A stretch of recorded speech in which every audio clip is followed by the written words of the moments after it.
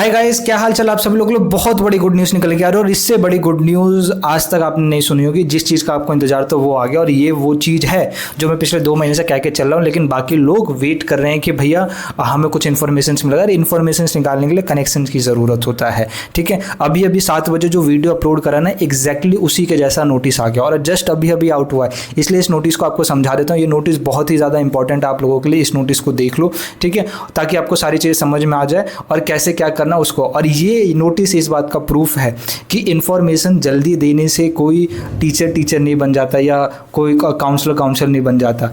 Information accurate देने से फ़र्क पड़ता है। तो इसलिए मैं हर बार आप लोगों को वीडियोस भले डिले देता हूँ, लेकिन इससे बेटर जानकारी मेरे को नहीं लगता कोई आपको यूट्यूब पे देता होगा। और ये उस चीज़ का प्रूफ है कि जो भैया ने बोला एग्जैक्टली वैसा हुआ। और अब इसके बाद भी अगर आपको इस चीज़ का प्रूफ चाहिए कि भैया हम किसको फॉलो करें, तो मैं कहूँगा फिर तो आपको सोचना पड़ेगा। ठीक है, अभी से चैनल को सब्सक्राइब कर लो, क्योंकि अब जो भी वीडियोज़ आएंगी इस चैनल पे, ठीक है, और इससे पहले भी जो आया वो एकदम ऑथेंटिक है और इससे ऑथेंटिक इन्फॉर्मेशन और कहीं आपको नहीं मिल सकती। चलिए सबसे पहले स्टार्ट करते हैं क्या क्या नोटिस में लिखा है। हर एक राउंड्स के बारे में समझाऊंगा कैसे चलने वाला है। तो जो सबसे पहला आपका राउंड है, ठीक है, वो स्टार्ट होता है यहाँ से। ठीक है, आपकी अपग्रेड राउंड, ध्यान से देख लो, अपग्रेड राउंड स्टार्ट कराया गया। Upgrade window plus round 1 of ward quota. Ward quota उन बच्चों के लिए होता है जो कि आर्मी, जिनका फैमिली बैकग्राउंड आर्मी से होता है।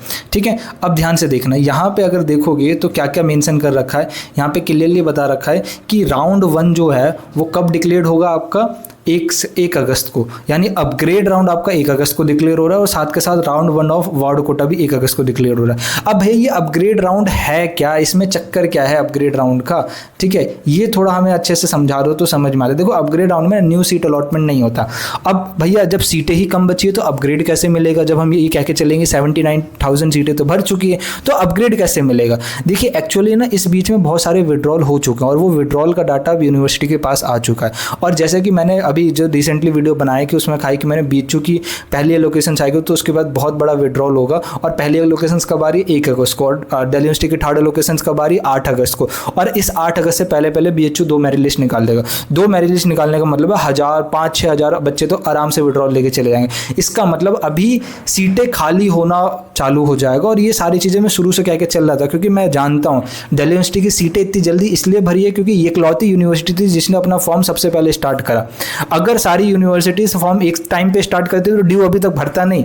ये भरा ही इसलिए गया है क्योंकि पहले स्टार्ट करा और बच्चों ने यहाँ पे बस एडमिशन बैकअप के लिए रखा है, लेकिन एट द एंड वो एडमिशन्स लेंगे नहीं। ठीक है, अगर एडमिशन लेना ही होता तो पहले राउंड में जब 94,000 सीटें अलोकेट करी गई तो पहले राउंड में ड्यू भर जाना चाहिए था, दूसरे की ज़रूरत क्या पड़ी?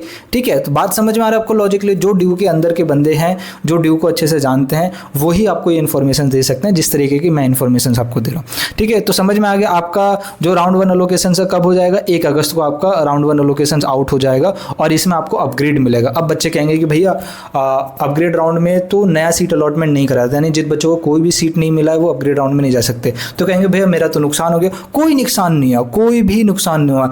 एक्चुअली में सीटों के अंदर हेर फेर नहीं करा जा रहा है। जितने बच्चे हैं ऑलरेडी उन्हीं बच्चों को उनकी हायर प्रेफरेंस में अपग्रेड करा जा रहा है। जो बच्चे जिनका अलॉटमेंट नहीं हुआ है, इट मीन्स इन बच्चों के मार्क्स अभी कम है, जिनका अलॉटमेंट हो चुका है उनसे। तो अलॉटमेंट होगा तो किससे होगा? उनके नीचे वाले कॉलेजेस में। अब नीचे वाले कॉलेजेस कैसे होंगे? पहले ऊपर वाले भर तो जाएं।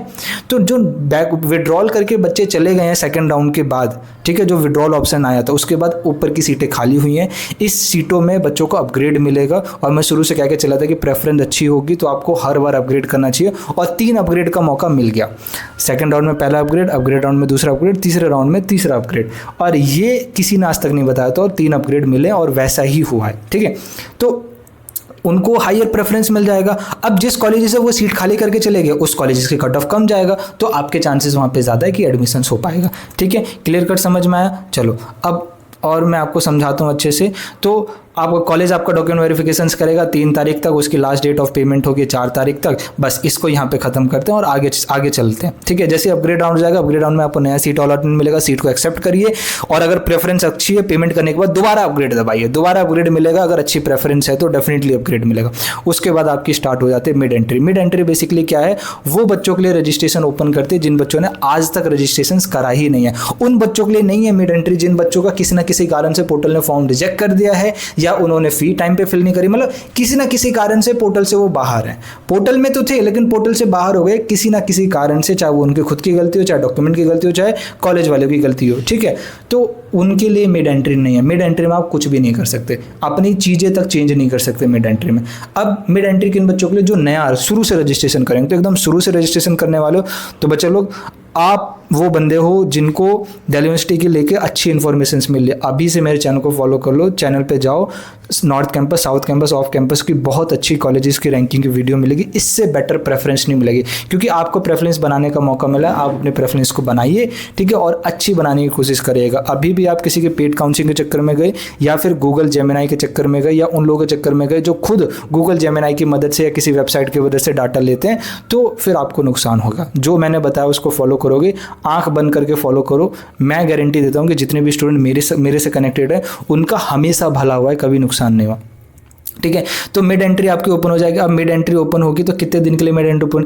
3 तारीख से मिड एंट्री ओपन करी जा रही है, 5 तारीख तक मिड एंट्री ओपन रहेगी, ठीक है। जैसे ही मिड एंट्री ओपन होगी तो इसमें क्या करना है, 2 ही दिन का टाइम देगा। इसी में आपको रजिस्टर भी करना है। रजिस्टर करने के लिए आपको 1000 रुपये देने ही पड़ेंगे, ठीक है, 1000 रुपये आपको देने ही पड़ेंगे। और रजिस्ट्रेशन करने के बाद आपको क्या होगा, प्रेफरेंस लिस्ट भी फिलिंग करेंगे, मतलब दोनों फेज़ 1 और फेज़ 2 इसी राउंड में आपको भरने पड़ेंगे, ठीक है।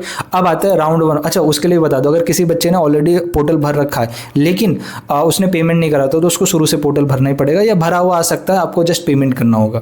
अब आते हैं round 1 of performance based program. ये राउंड 1 ऑफ परफॉर्मेंस बेस्ड क्या है, देखिए स्पोर्ट्स कोटा होते हैं, ठीक है, और उसके बाद उसके अलावा सुपर न्यूमरेसी कोटा होते हैं, जिसको कथक आता है, जिसको डांस आता है, जिसको म्यूजिक आता है, जिसको पेंटिंग आता है, ठीक है, उनके लिए सुपर न्यूमरेसी कोटा होता है परफॉर्मेंस, जिसमें परफॉर्मेंस के बेसिस पे आपको जज करा जाता है और उसके बेसिस पे मेरिट लिस्ट निकालते हैं। इसके भी 2 राउंड्स होते हैं, ठीक है, CW के भी 2 राउंड्स होंगे, तो वो मैं धीरे धीरे बता दूंगा। जैसे कि CW का आपको दिख रहा है यहाँ पे, CW सबसे नीचे, यहाँ देखो, यहाँ CW का यहाँ पे सेकंड राउंड हो जाएगा। वही EC और स्पोर्ट्स कोटा के भी यहाँ पे सेकंड राउंड आ जाएंगे, ठीक है। तो 2 राउंड्स तो होंगे जैसा मैं कह के चल रहा था, एग्जैक्टली वैसा हो रहा है, कोई चेंजेस नहीं आया, क्योंकि हमें पता था कि क्या क्या चलेगा यूनिवर्सिटी के अंदर, तो मैंने आपको शुरू से बता दिया था, ठीक है। तो राउंड 1 ऑफ परफॉर्मेंस बेस होगा। अब इसमें ध्यान से देख लो कौन बच्चे जा सकते हैं। इसमें नॉर्मल बच्चे नहीं जा सकते, इसमें वही बच्चे जा सकते हैं जिन्होंने ये परफॉर्मेंस बेस भरा था, और इसका अलग से रजिस्ट्रेशन होता है और वो शुरुआत में ही हो जाता है, तो आप इस समय नहीं कर सकते। ट्रायल भी खत्म हो गए हैं और देन उसके बाद अब ये मेरिट लिस्ट आएगी। मेरिट लिस्ट कब आएगी आपकी? 6 अगस्त को आपकी मेरिट लिस्ट आएगी, ठीक है।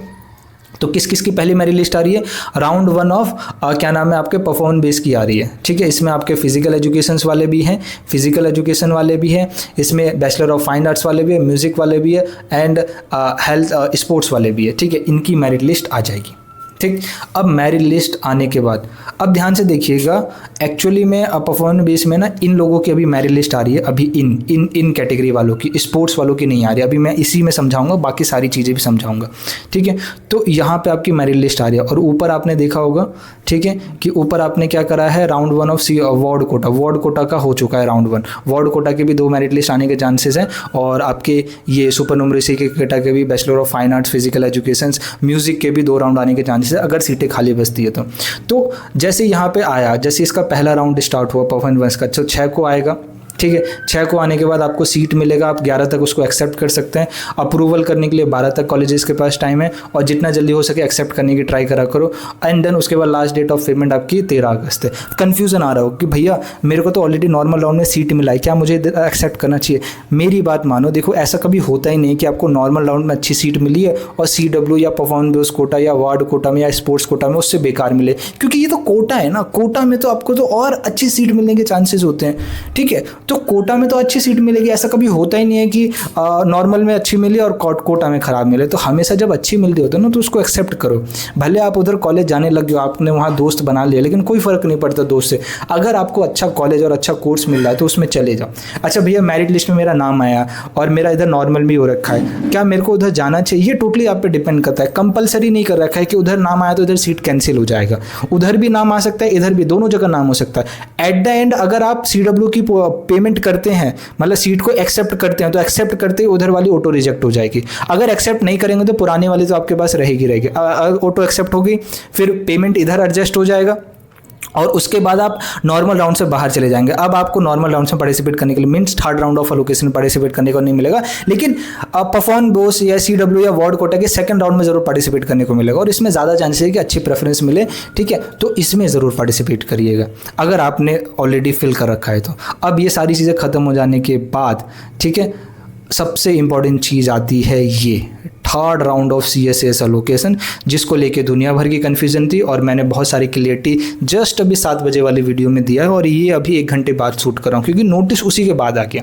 अब देखिए थर्ड राउंड में आपको पता है कि थर्ड राउंड में ही मिड एंट्री की एलोकेशंस होगा, मतलब मिड एंट्री वाले बच्चों जिन्होंने रजिस्ट्रेशन करा था इधर 3 तारीख को, ठीक है, उनको यहाँ राउंड 1 ऑफ परफॉर्मेंस बेस में सीट अलॉटमेंट नहीं हो रहा, सीधा अलॉटमेंट कब हो रहा है आपका थर्ड राउंड में। अब थर्ड राउंड का डिक्लेरेशन कब होगा, पहले राउंड का 8 तारीख को, और मिड एंट्री कब बंद हुआ 5 तारीख को। तो उन बच्चों का और थर्ड राउंड वाले बच्चों का एक साथ होगा, और जिन बच्चों ने अपग्रेड दबा रखा है उनका भी एक साथ होगा। तो तीनों का एक साथ एलोकेशन कब आएगा, 8 तारीख को आएगा, ठीक है। अब इसमें कट ऑफ कितना इंक्रीज होगा, इसके लिए वो वीडियो जाके देखना, इसलिए मैं कह रहा हूँ वो वीडियो जरूर देखना।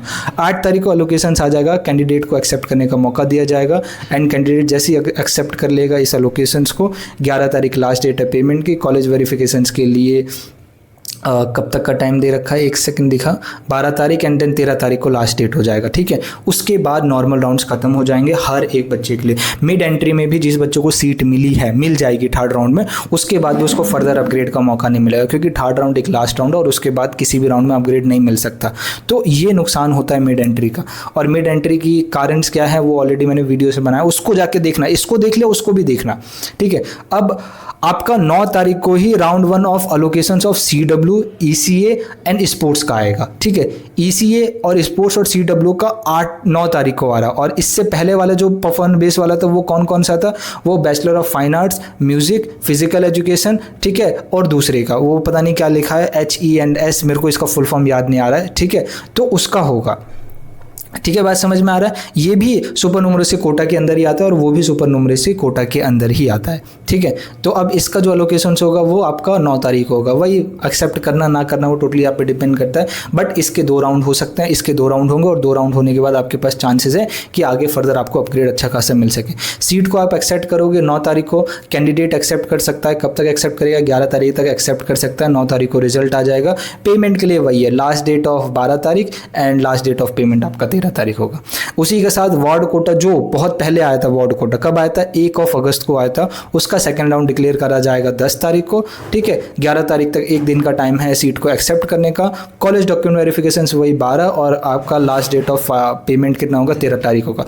अब सवाल एक और आ जाता है, कि भैया ECA, CW और स्पोर्ट्स का सेकंड राउंड का तो कुछ डिक्लेयर ही नहीं करा, कर सकते हैं, अगर सीटें खाली बची तो डेफिनेटली डिक्लेयर कर लेंगे, ठीक है। तो ऐसा मत सोचो कि भैया इसका तो एक ही राउंड नहीं है। अगर आपको इसमें बेटर सीट मिलता है, जो कि ऑब्वियसली बात है बेटर ही मिलेगा क्योंकि इसमें तो कोटा लग रहा है ना, तो बेटर मिलेगा तो इधर ले लो, और इसके फर्दर आगे राउंड्स आने के चांसेस है, आगे अभी इसका राउंड आएगा।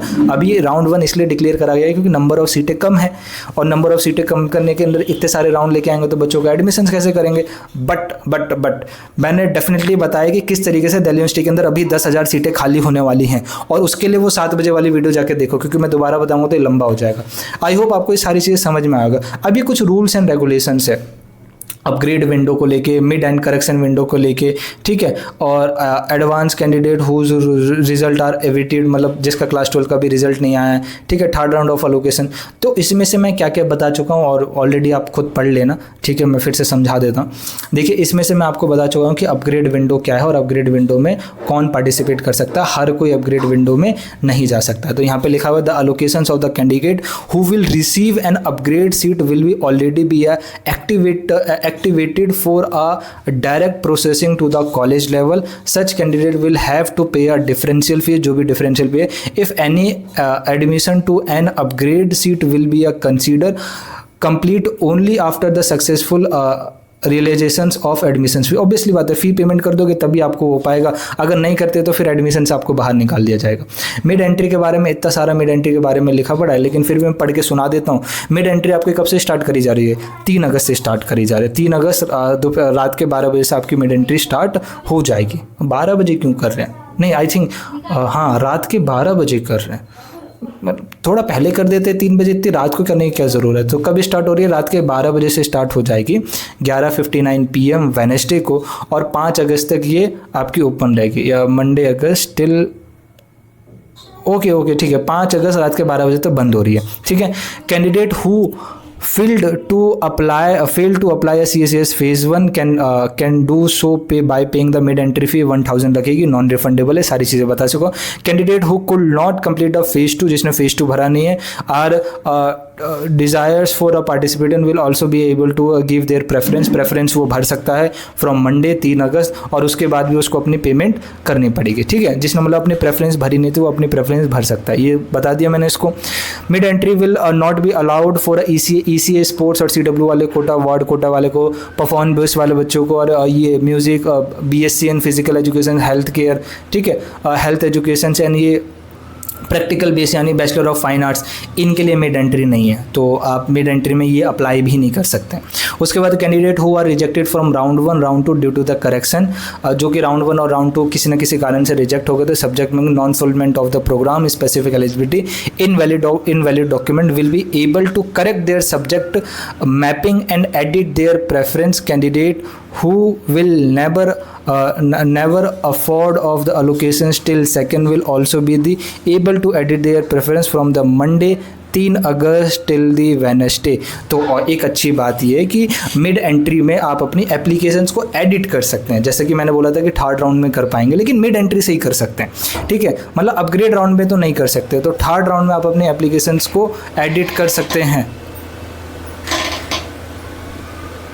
मतलब थोड़ा देर बाद आ जाते। अरे भैया थोड़ी देर ही देखा मैंने।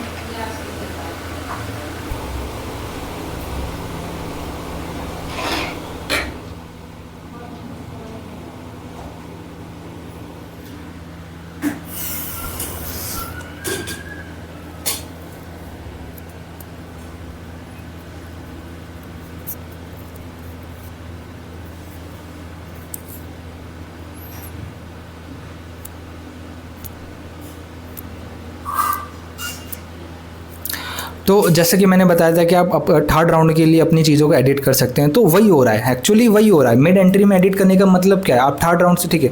तो देखिए एक्चुअली जो मैं आपको बता के चला था कि स्पॉट राउंड में आप एप्लीकेशन एडिट कर पाएंगे। अच्छा बात ये है कि आप अपनी मिड एंट्री में ही कर पा रहे हैं, तो मिड एंट्री में एडिट कर लेंगे तो एटलीस्ट एक राउंड में तो आपके पास चांसेस है कि थर्ड राउंड में मेरे को कुछ ना कुछ नया मिल जाए, स्पोर्ट्स से भी बेटर है, ठीक है। तो इसलिए ये इन्फॉर्मेशन जिन्होंने एंड तक देखा होगा तो उनके लिए काम का, जो स्टार्टिंग में छोड़ के चले होंगे तो उनको थोड़ी सी मिस इन्फॉर्मेशन मिल गई, फिर बाद में आ गए कि भैया आपने गलत। देखिए थोड़ा बहुत तो रूल्स एंड रेगुलेशंस नए आते रहते हैं, तो ये नया रूल्स एंड रेगुलेशंस है कि जैसे ही मिड एंट्री यानी 3 तारीख से मिड एंट्री स्टार्ट होगा, मिड एंट्री वाले बच्चों के लिए पोर्टल खोला जाएगा सारी चीज़ें रजिस्टर करने के लिए। आप भी उस पोर्टल में अपनी चीज़ें चेंज कर सकते हैं। क्या क्या चेंज कर सकते हैं, अपना सब्जेक्ट मैपिंग चेंज कर सकते हैं। कई सारे स्टूडेंट ने गलत सब्जेक्ट मैपिंग कर रखी है, वो चेंज कर सकते हैं, अपनी नई प्रेफरेंस बना सकते हैं। और प्रेफरेंस कैसे बनानी है, इस बार मेरी बात मान लेना तो एडमिशन्स के चांस है, क्योंकि जिन्होंने मेरी बात मानी एडमिशन्स हो गया उनका, ठीक है। तो मैं इसके ऊपर वीडियो ला के दूंगा, उसके ऊपर प्रेफरेंस ज़रूर कर लेना, ठीक है। और 5 अगस्त का टाइम है, यानी 2 दिन का ही टाइम है आप लोगों के पास, और मैं वीडियोज़ ला के ज़रूर दूंगा, तो उसको देख के अपनी प्रेफरेंस को एडिट करना। To ensure the allocations belonging to the sports ECA CW performance based program proceed to smoothly, candidate who have opted for these categories are required to review, update the college program preference carefully. The preference submitted to the close of the mid entry window at the रात के 12 बजे 5 बजे हो जाएगी, will be consider for the subsequent allocations for the all quotas. अब ध्यान से देखो, स्पोर्ट्स ECA CW परफॉर्मेंस इनकी भी प्रेफरेंस लिस्ट बनती है, और इनकी भी प्रेफरेंस बनाने के लिए वही सब्जेक्ट का क्राइटेरिया चलता है। तो मेरी वीडियोस का वेट करना, और जो कॉलेजेस की वीडियो में बना रखा हूँ एंड उसी के अकॉर्डिंग आप अपनी प्रेफरेंस को रीऑर्डर करना या नई प्रेफरेंस बनाना, ठीक है। क्योंकि उनकी भी प्रेफरेंस बनेगी, अंधाधुन किसी का अब बैच लेने की ज़रूरत नहीं है, क्योंकि मुझे पता है जितने लोग बैच भी बेच रहे हैं ना, वो तक अपनी प्रेफरेंस में इतनी मेहनत नहीं करेगी बच्चों को सही information they.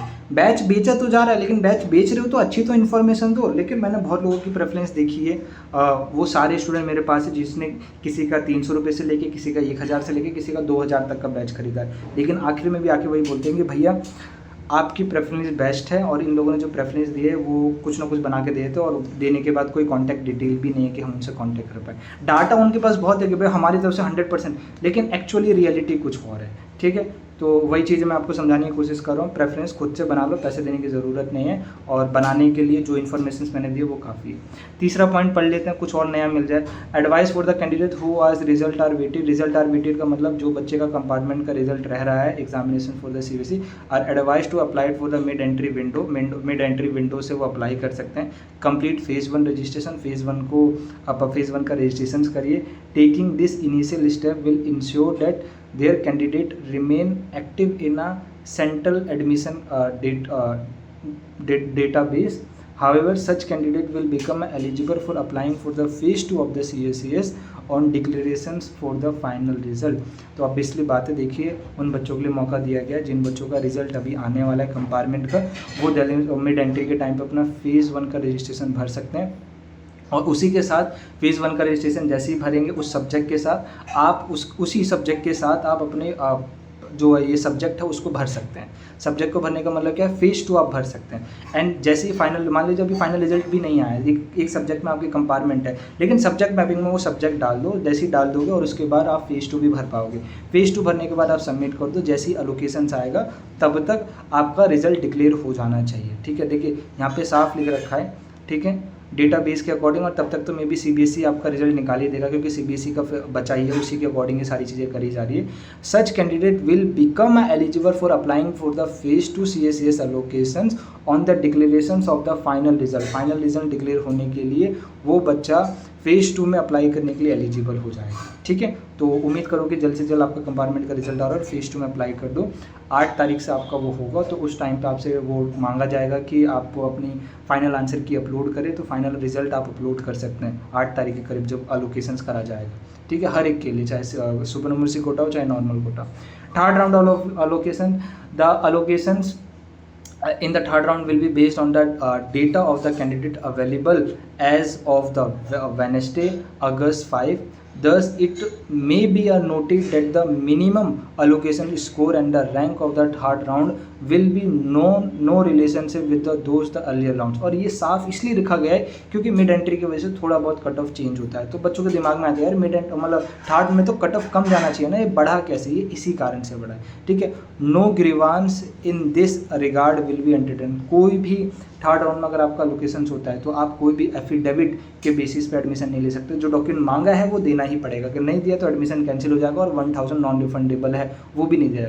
All candidate advise to check the admission website admission.uad.ac.in on the regularly basis. और चेक करने पे भी आपको क्या मिलेंगे, ऐसे ऐसे नोटिस, और ऐसे ऐसे नोटिस पढ़ के आपको बताने वाले दुनिया भर के लोग, बट इन नोटिस के पीछे क्या चलता है वो सारी चीज़ें आपको इकलौते चैनल पे मिल सकते हैं, वो है इन-डेप्थ यूटी। तो इन-डेप्थ यूटी से कनेक्टेड रहिए, चैनल को सब्सक्राइब कर लीजिएगा।